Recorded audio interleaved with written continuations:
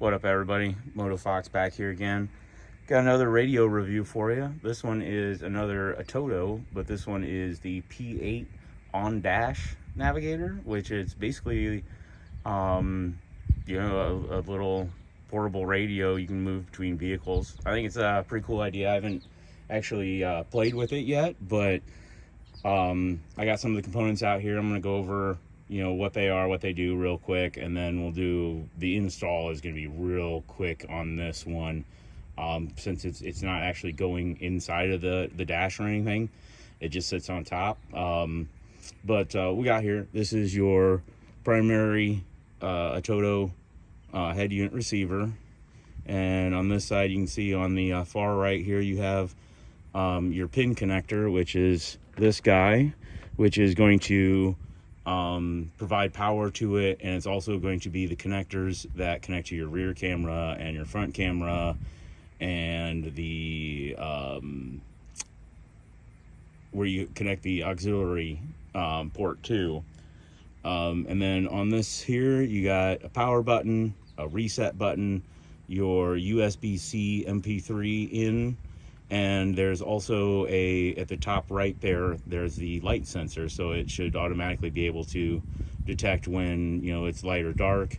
And you got two speakers back here. I'm kind of curious of how well they work, but kind of cool just to be able to put that on anything that doesn't have an existing radio and still be able to get some sound.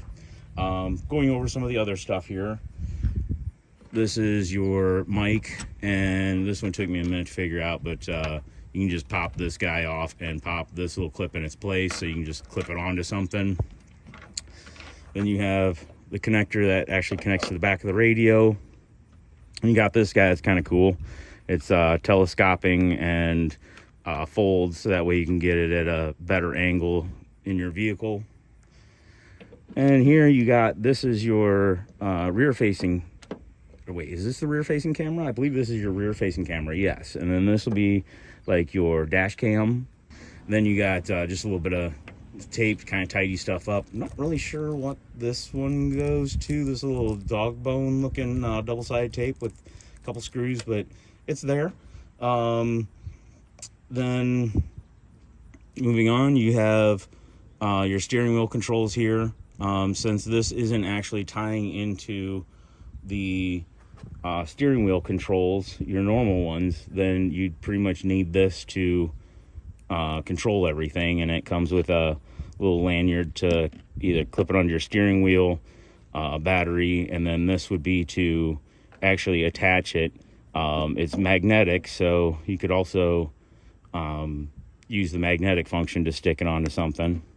This little guy here is just to clip over your pin connector to kind of hide those wires. Comes with an extra suction cup for you.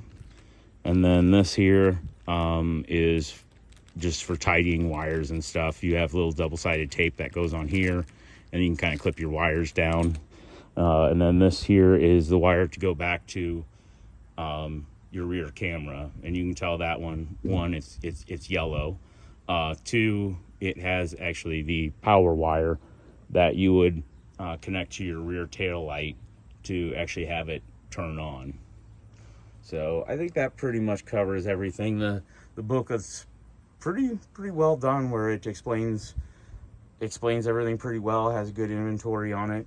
I didn't find what this little dog bone looking thing is. Maybe it goes on there, I don't know.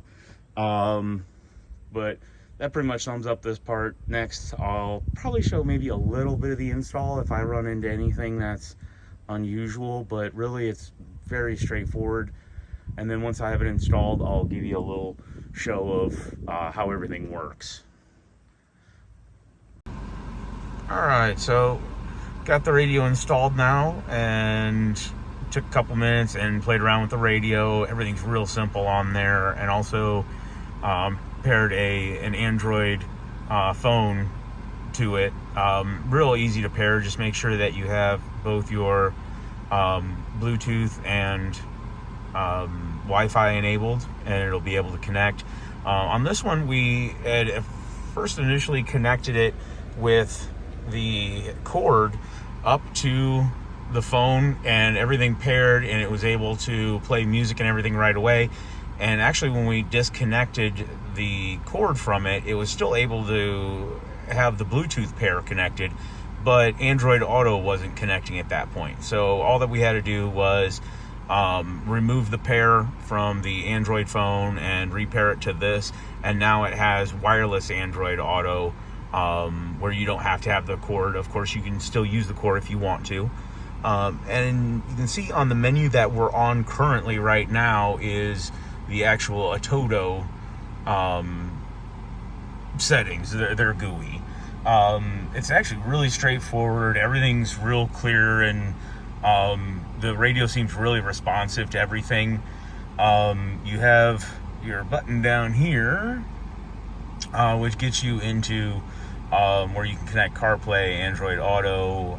With an SD card, you will have access to the gallery and also to the DVR. Like, the DVR function works right now, but I don't have an SD card in there, so it gives you the warning, but everything still populates.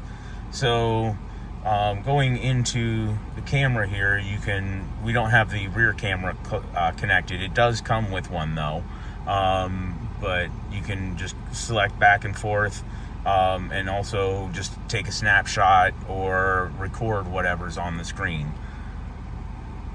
Then actually, to go into your Android Auto, now that we have it all paired and everything, you just click your Android Auto button, and then it's going to populate to everything from the Android Auto screen. So whatever your phone in particular has available to it would determine what's available inside of these menus.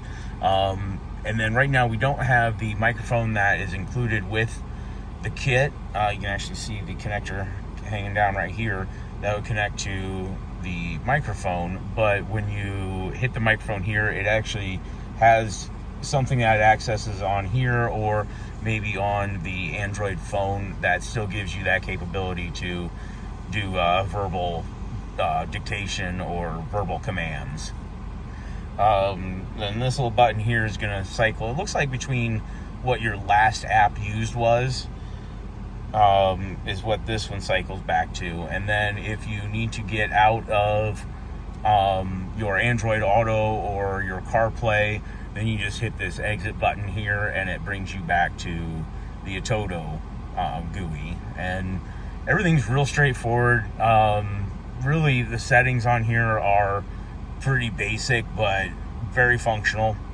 To be honest, I'm pretty impressed with the way it hooks up. It's a portable unit, so that's kind of the one upside. And downside is you're going to have some cords that are going to be kind of spaghettied around your dash, but for the convenience of, being able to move it around, and somebody that doesn't really care to, pull out their factory unit to put a different one in, I think this is a great option. If you guys have any questions or concerns, just let me know in the comments. If not, have a great day, everybody.